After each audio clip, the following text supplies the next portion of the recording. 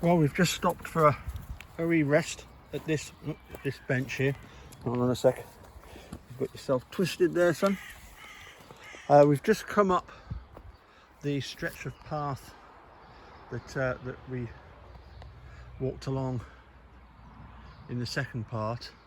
Over there in the distance, you can just about make out the two of the three Eildons. The third one isn't as high as the other, so you can't be seen, but the middle one, or the second one, the one on the right as we're looking, rises to nearly 1,500 feet, which for the borders is very high, makes it one of the highest hills in the borders, and is visible from as far away as Berwick, over 40 miles away. So we've just come up this path here.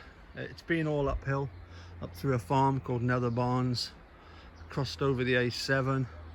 We've, as I say, we've just had a stop for a rest on this bench. I don't know that Jock needed a rest, but I certainly did after all the steps that take us over the A7 up to here. And so this is probably one of our my favourite bits of the walk. It's the old Selkirk Road. It's still cars still occasionally go along here, but it's very, very quiet because they've got the new stretch of road that goes to Kingsnowes roundabout.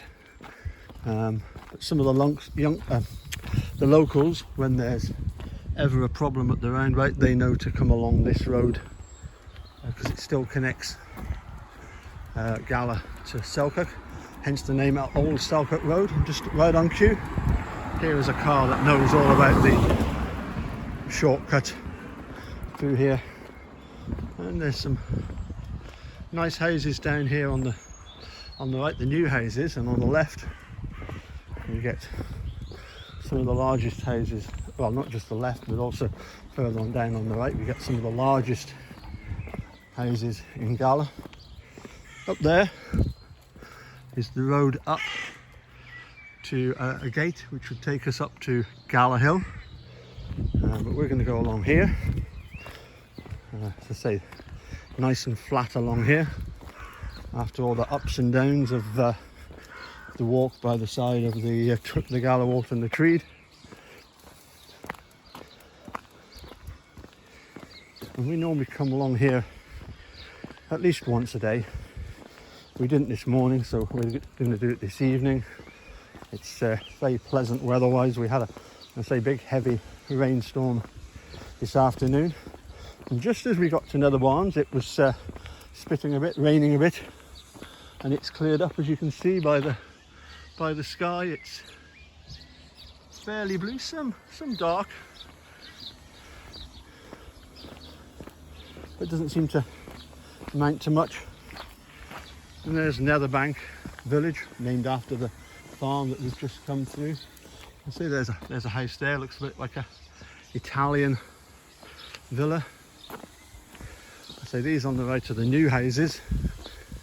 They've only recently been built, but some of these along the left hark back to the days of the 1800s when Galashiels was a very, very prosperous town because of wool. Hence the textile college still being here. Smell of metal either being burnt or welded or angle grinded. Yeah, it's got that distinct metal burning smell. Look, there's no way I could have done any commentary coming up through Nether Barnes and crossing the A7 and up the steps. I'd have been completely out of puff. That's the beauty of that seat at the end of it. Gives you a chance to sit down for a couple of minutes, catch my breath. Let's keep the camera going a bit higher, Paul. You don't necessarily want to look at the road, do you? Exactly. Just hold it a bit more securely. That's better.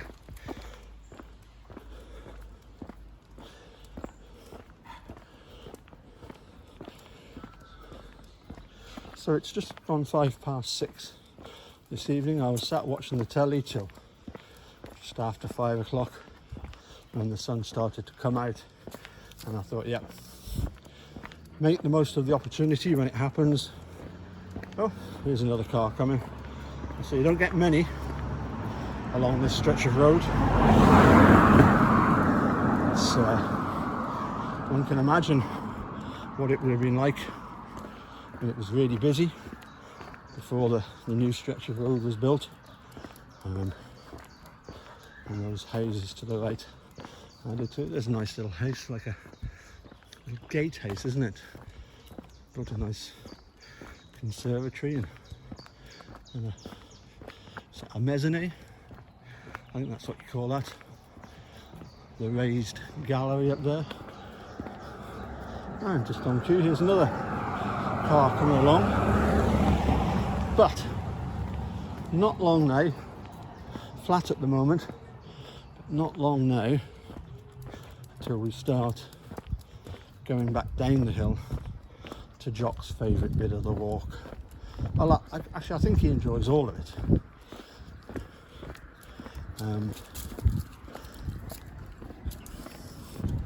I don't know how much running about he's going to do actually when we get to the rabbit hunt, because he's been a little less boisterous on this evening's walk, because he did have a long walk this morning. Typically in a walk we do about 10,000 steps, which takes about an hour and a half and covers 2 or 3 miles. And of a lot of that time, well, some of that time, sorry, he met up with Bailey, and they had their mad 5 minutes of running around like mad lunatics, young lunatics, which they are, of course. So I think they're both about 2 years old. Bailey's a golden retriever. That's one of Jock's favourites, and along with Daisy. Daisy's a bit older, she's 6, but Jock definitely likes the pair of them. Anyway, this is quite interesting. This path is well hidden, and the access to it is incredibly tight. But this is the start. Oops, sorry, Duck. Shouldn't just stop in front of me. This is the start of Archie's walk, and this is the start of the excitement. Because not far now till we get to the rabbit chase.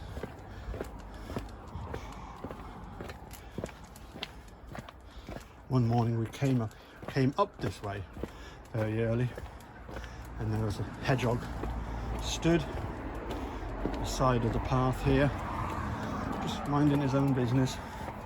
Jock sort of looked at it, hadn't got a clue what it was, but just kept going. Strange that it's rabbits that he's keen to chase, I suppose, because they run quite fast. Anyway, here we go. We're coming down onto the bit of road that was the new bit that was added to replace the old Selkirk road. You see, we can get across to the middle. In fact, we can go all across. Brilliant.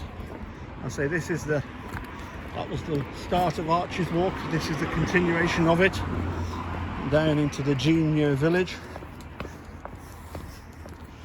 And in a minute we'll be able to have a look in the field and see if there's many rabbits. Jock, sit. It's a lot easier if I get you off your lead, then I'm not tripping over you. That's better. Now usually he's pretty sneaky. He'll go down so far. Well, there doesn't look to be many rabbits at the moment. Maybe the rain's kept them in. But he'll go slowly all the way down. Oh, no, he's having a look to see if there are any. Good chap. Yep. Oh, there's a couple. There was a great spot by Colin McLaren on one of my Facebook posts that showed a hawk. If you zoom in on the picture, it looks like a hawk has just taken away a rabbit. You see this bird flying and what looks like the white of a rabbit's tail. So this is Junior Village, Oh, look, there's about half a dozen rabbits over there. So we've just come down from here. This is, oh, in the woods there, I've seen lots of deer. There he goes, very sneaky.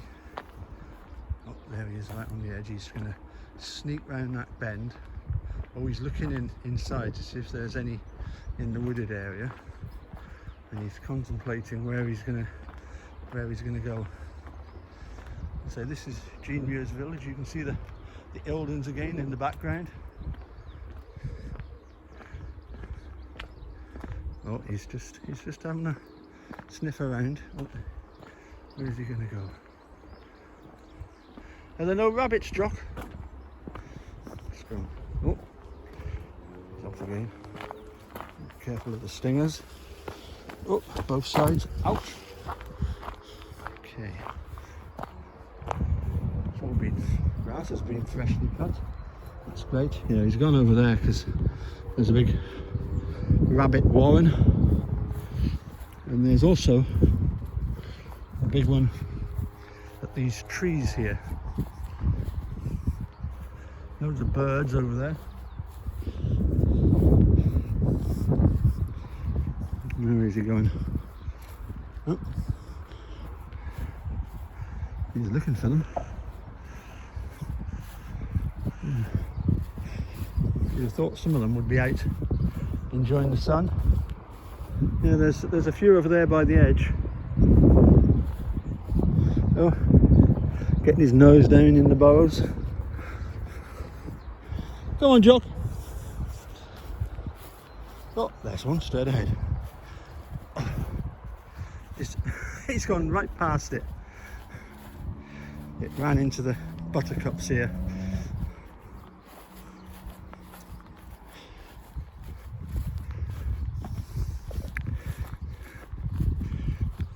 Right into this bit here.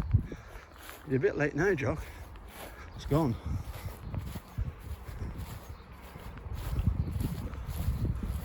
Normally you see a few of them. Oh, there he is. On the banking here, you can see the burrows. The rabbits, oh, there's one running away.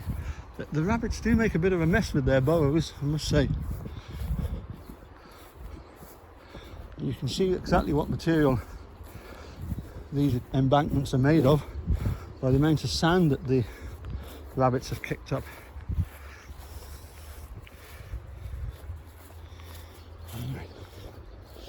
We like to walk along the edge. I try not to let him run around down there too much. We don't want to be a nuisance. And generally speaking, all of the caretakers